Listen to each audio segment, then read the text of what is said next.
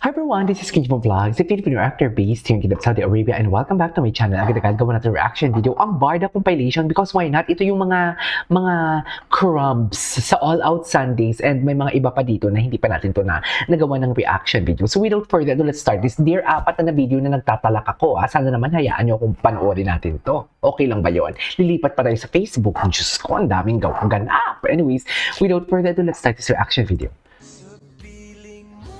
Ay, hello.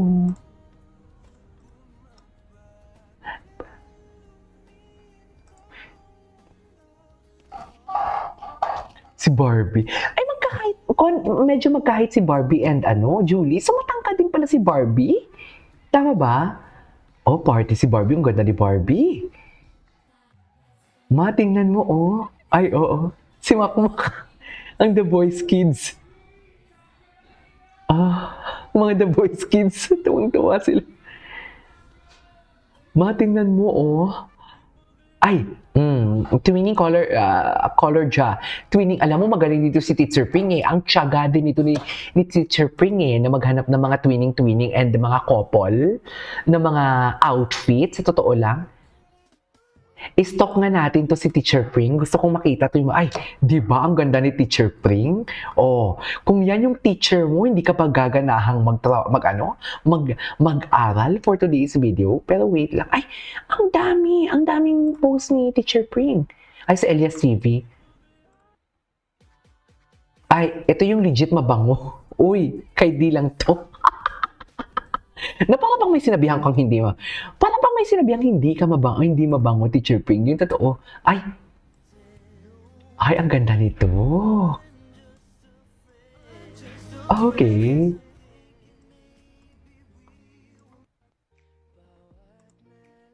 Barda pa rin. Barda pa din sa 2026. Barda pa din tayo for today's video. Real or real.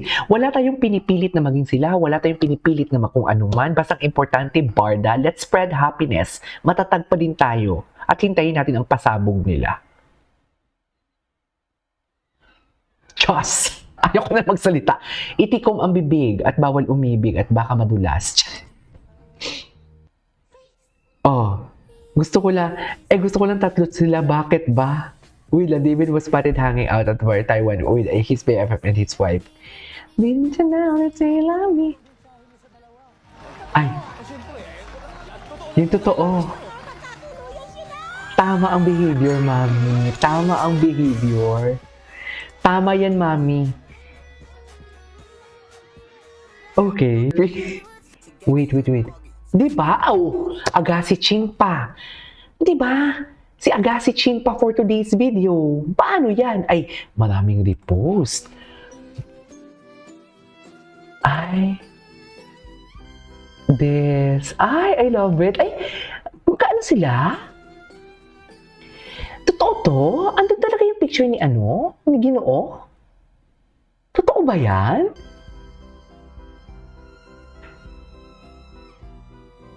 Wait, the ace of spades in love can mean powerful, intense, but sometimes challenging connections, representing clarity, truth, or transformation, but always potential endings or difficult beginnings. The contrast with the heart, pure romance, it signifies a deep, mentally focused bond.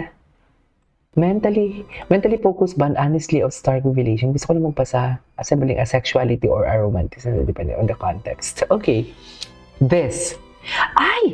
Ito pala yun. Ay, oo, parehas nga. Oo nga. The Invisible Red String. Ay, oo nga. Ay, ang galing naman. Barda forever. Jowa daw. Ay,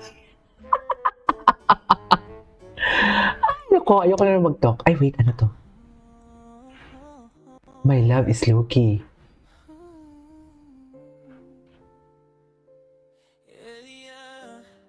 Pakinggan natin to. Parang maganda to. Hindi siya yung taong laging nagsasabing mahal kita. Hindi rin siya yung nagbibigay ng roses o grandeng salita. Pero sa bawat kilos niya, sa bawat pag-aalaga, pag-intindi nananatili. Doon ko nararamdaman na mahal niya ako. Kahit hindi ko isigaw sa buong mundo. Oh, you love the song! Okay lang.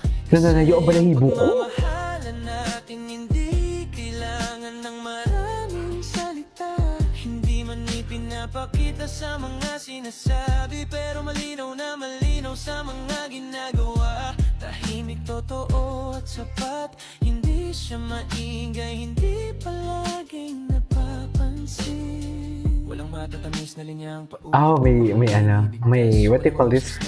Sa harap ng maraming tao. Pero sa simpleng tanong na kumain ka na ba?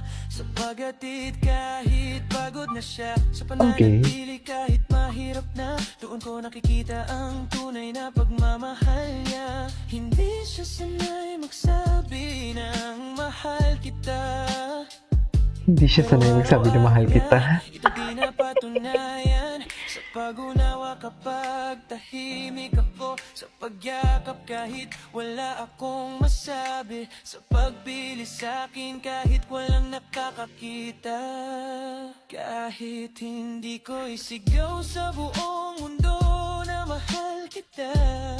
Okay lang, hindi kailangang ipangalandakan ng isang pagmamahal na sigurado. Kasi ang atin hindi para sa palabas, hindi para sa papuri ng iba.